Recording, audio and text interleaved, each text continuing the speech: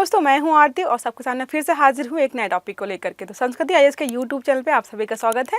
आज हम फिर से एक नई प्रथा के बारे में चर्चा करेंगे। इसके पहले मैंने आपको एक नई प्रथा बताई थी जो कि मध्य प्रदेश, राजस्थान जैसे आपको स्टेट्स में देखने को मिली थी। इसका नाम था झगड़ा नातरा, जिसमें क्या था, अगर लड़की जो है तलाक लेना चाहती है तो उसमें पैसे देने पड़ रहे थे। कुछ बच्चों ने जो है कमेंट्स भी किए, कुछ को कन्फ्यूज़न था कि लड़की पैसे नहीं देती है, लड़का अगर शादी करना चाहता है दूसरी तो वो पैसे देता है। लेकिन नहीं, वहाँ पर थोड़ा सा क्या किया गया है, नियमों में एक तरह के समय के साथ बदलाव कर लिया गया है। अपने हिसाब से जो पितृसत्तात्मक समाज है वो काम कर रहा है। आज हम एक नई प्रथा के बारे में यहाँ पे पढ़ेंगे कि यहाँ पे क्या लिखा हुआ। देखो, शादी से पहले जीभ, कान और नाक काटने की परंपरा है, वो भी लड़कियों की सिर्फ। ठीक है, तो शादी के पहले जो है जीभ, नाक, कान काटने की परंपरा कुछ समुदायों में देखने को मिल रही है। भारत के ग्रामीण क्षेत्रों में भी कई जगह पर है, पाकिस्तान में भी है, बांग्लादेश में भी है, साउथ अफ्रीका की अलग अलग कंट्रीज़ में ये जो है नियम कानून चल रहे हैं, प्रथाएं चल रही हैं। और मानना क्या है कि ऐसा करने से जो लड़की है वो बहुत खूबसूरत हो जाती है, या फिर जो तरीके से नए जीवन की शुरुआत के लिए बहुत ज़रूरी हो जाता है कि उसके शरीर में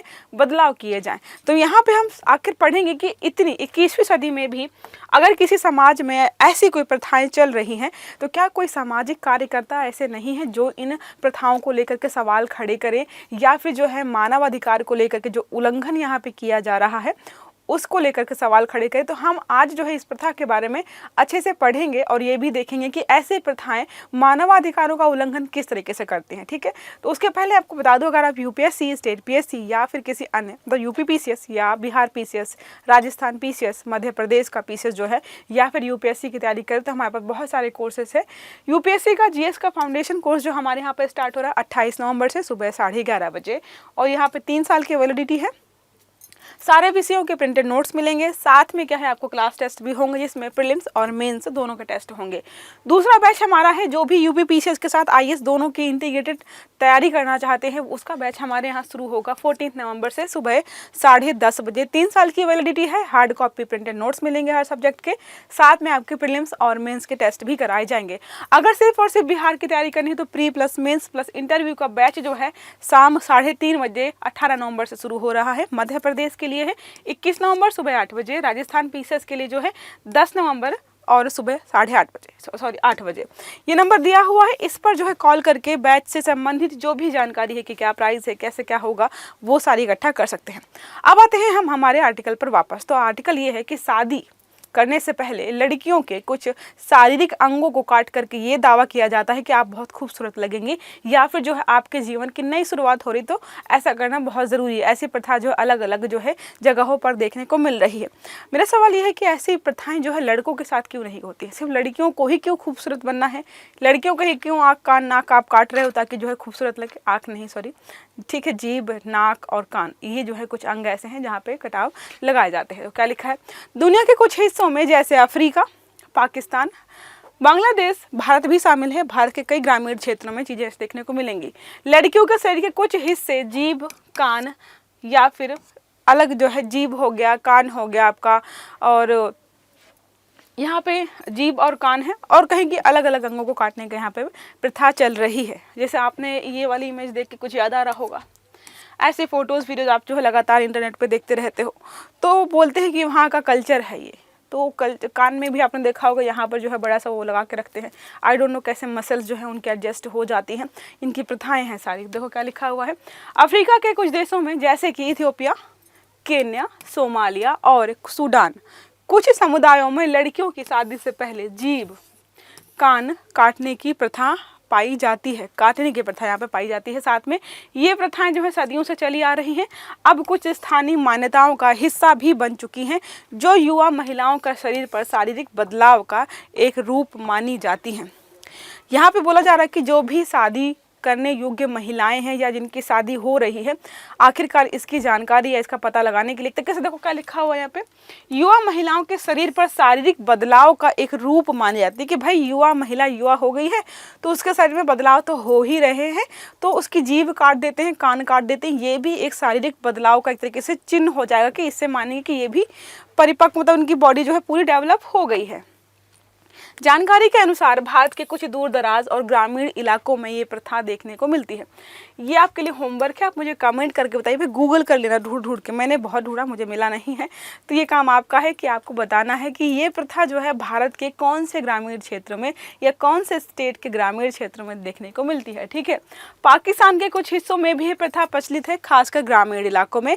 यहाँ यह मान्यता है कि इस तरह के शारीरिक कृत्य से, ऐसे शरीर में काटने से लड़कियों को सम्मान मिलता है। ठीक है, हमारे यहाँ तो बोल देते हैं कान कटा नाक कटा दी, कान कटा दी, जीभ कटा लो, मतलब ये तो उलाहनी ताने होते हैं देखो। लेकिन फिर भी क्या है, कहीं कहीं पर ये सम्मान का मुद्दा हो जाता है कि भाई सम्मान मिलेगा, तुम सम्मानित व्यक्ति ठहराए जाओगे, और वे समाज में योग्यता हासिल करती हैं और इससे उनकी खूबसूरती भी बढ़ती है। पता नहीं कान काटने से कौन सी खूबसूरती बढ़ती है। बांग्लादेश में भी इस प्रकार की प्रथाएं देखने को मिलती हैं, जहां कुछ क्षेत्रों में लड़कियों को शादी से पहले अपने शरीर के कुछ अंगों को काटना पड़ता है। देखो यहाँ पे तो उन्होंने मेंशन भी नहीं किया है कौन से अंग काटने पड़ेंगे, उनकी मर्जी है, जौन से अंग काटने के लिए बोलेंगे फिर लड़कियों को वहाँ पे काटना पड़ता है प्रथाओं के नाम पर। इन प्रथाओं का विरोध अगर बात करें क्यों हो रहा है, तो यही मानना है कि भाई ये मानवाधिकारों का उल्लंघन है। जरूरी नहीं है जिनके आंख कान नाक काटे जा रहे हैं वो एग्री कर रहे हैं, वो सहमत ही हों इस बात से। बहुत बार ऐसा होता है कि ऐसी प्रथाओं को लेकर के लोग मना करते हैं, लड़कियां मना करती हैं, लेकिन जो है सामाजिक दबाव के चलते जो है एक तरीके से प्रथाएं हैं, नियम है, कानून है। ज़्यादातर ये माना था कि ज़्यादातर डराने का तरीका ये होता है कि भगवान गुस्सा हो जाएंगे, उनके जो भी देवी देवता हैं अगर ऐसा नहीं किया गया तो नाराज़ हो जाएंगे, चीज़ें खराब हो जाएंगी, शादी अच्छी नहीं होगी, ऐसे कर करके उनसे ज़बरदस्ती चीज़ें कराई जाती हैं। देखो लिखा भी है, ये प्रथा मानवाधिकारों का उल्लंघन है क्योंकि इसमें महिलाओं के शरीर पर बिना उनकी सहमति के अत्याचार किए जाते हैं, उनसे पूछा नहीं जाता। नियम कानून बना रखे हैं कि ऐसा है तो ऐसा करना ही करना पड़ेगा। आप हाँ बोलो ना बोलो, आपके विचारों की वहाँ पर कोई भी इज्जत नहीं है, आपसे पूछना ही नहीं है इन्हें। जीभ या कान काटने जैसी प्रथाएं न केवल शारीरिक चोट पहुँचाती हैं बल्कि मानसिक तनाव और भविष्य में स्वास्थ्य समस्याओं का कारण भी बन सकती हैं। अब यहाँ पे जो है कोई सिजेरियन तो ऐसा होता नहीं कि बिल्कुल एंटीसेप्टिक्स दवाओं को लेकर के इंजेक्शंस लगाए गए हों, पूरा जो है उसको सैनिटाइज किया गया हो फिर काटा गया हो, नहीं। बहुत ही ज़्यादा अस्वस्थकारी चीज़ें वहाँ पे होती हैं, कई बार इन्फेक्शन भी हो जाता है। लड़कियों को जिनके साथ ये घटनाएं होती हैं कई बार इन्फेक्शन हो जाता है, बीमारी का घर बन जाता है उनका शरीर। तो ऐसी चीज़ें देखने को मिलती हैं, तो क्या है, अमानवीय भी है, एक तरीके से मानवाधिकारों का उल्लंघन भी है, और साथ में जो है स्वास्थ्य नहीं, मतलब एक तरीके से अस्वास्थ्यकारी एक तरीके प्रैक्टिस है। ओके, अगर आप नेक्स्ट बात करें, इस प्रथा को रोकने के लिए विभिन्न मानवाधिकार संगठन जो हैं, गैर सरकारी संगठन जो भी सब एक्टिव हैं, काम कर रहे हैं कि इसको बदला जाए या बंद कराया जाए। इन संगठनों का उद्देश्य इन प्रथाओं के प्रति समाज में जागरूकता फैलाना और लड़कियों को अपने अधिकारों के प्रति जागरूक करना। तो समाज में जागरूकता फैला रहे कि ऐसी प्रथाओं का आप सम्मान मत कीजिए, लड़कियों को समझा रहे हैं कि ऐसी प्रथाएं अगर आपसे करने के लिए बोला जाए तो मना करिए, क्योंकि ये जो है एक तरीके से आपकी आज़ादी या आपको एक तरीके से अपने आप क्या करना चाहते हो नहीं करना चाहते हो उसको मना करने के अधिकार को भी छीन रही हैं। फिर क्या लिखा है, कई देशों की सरकारें भी इस प्रथा को रोकने के लिए कदम उठा रही हैं। उनके कानून के अनुसार इन प्रथाओं को गैर कानूनी घोषित करने वालों के खिलाफ कड़ी सजा का प्रावधान है। तो कई जगह पर सरकारों ने जो है इनको गैर कानूनी भी घोषित कर रखा है, और जो लोग जो है इन प्रथाओं को बढ़ावा देते हैं उनके लिए सजा का प्रावधान भी किया गया है। इस प्रकार की प्रथाओं को समाप्त करने के लिए समाज में गहरा बदलाव चाहिए। समाज में महिलाओं के अधिकारों और सम्मान के प्रति एक व्यापक सोच और समझ की ज़रूरत है, ताकि ये प्रथाएं पूरी तरीके से समाज से समाप्त हो जाएं।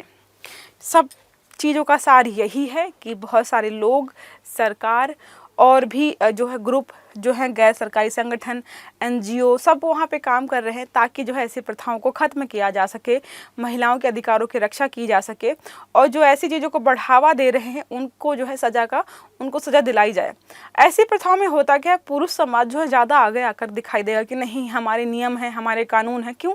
उनके साथ तो होना नहीं है। ये किसी लड़की को पकड़ के लाएंगे, ऐसी जो है प्रथाएं जो किसी लड़की के साथ होंगी तो उनके तरीके से तो कुछ खिलवाड़ हो नहीं रहा है, इसलिए जो उनको महसूस भी नहीं होता है कि कितना दर्दनाक है, अमानवीय है और किसी के अधिकारों का उल्लंघन भी है। ठीक है, अगर बात करें इसके बारे में तो क्या कोई और अन्य देश हैं जहाँ पर चीज़ें हो रही हैं? तो बहुत सारे देश हैं। देखो, सोमाली में बंतू समुदायों में लड़कियों की जीभ या कान काटने की प्रथा है। केन्या में समुदायों में लड़कियों की जीभ या कान काटने की प्रथा है। सोमाली बंतू समुदायों में भी ये रिपीट हो गया है। सोमालिया में कुछ समुदायों में लड़कियों की जीभ या कान काटने की यहाँ पे परंपरा है। सूडान में कुछ समुदायों में लड़कियों की जीभ कान काटने की परंपरा है। गिनी में भी है। उसके बाद मासाई समुदाय में भी सेम यही चीज़ है। फुलानी समुदाय में माना जाता है कि इससे महिलाएं सुंदर लगती हैं। पूरी दुनिया में मानवाधिकार संगठन इसको लेकर वक्त वक्त पर आवाज़ उठाते रहे हैं।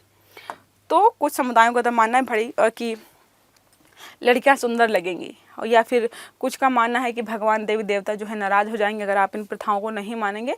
तो समय समय पर जो है हम ऐसी कई घटनाएं, कई प्रथाओं के बारे में सुनते रहते हैं जो समाज के असली रूप को सामने लेकर आती हैं। जैसे हमने पढ़ा था वहाँ पे झगड़ा नातरा के बारे में, नातरा भी होता है, झगड़ा नातरा भी होता है, और भी अलग अलग प्रथाएँ अलग राज्यों में हमें चलती दिखाई देती हैं। तो ये हमारा आर्टिकल था, आज यहीं पर खत्म होता है। आई होप आपको समझ में भी आया हुआ। आर्टिकल अच्छा लगा तो लाइक जरूर करिएगा और फ्रेंड्स के साथ शेयर भी करिएगा। बेल आइकन दबा के रखिएगा ताकि सारे वीडियो आपको टाइम से मिले। अच्छे से पढ़िएगा। Have a good day. Thank you.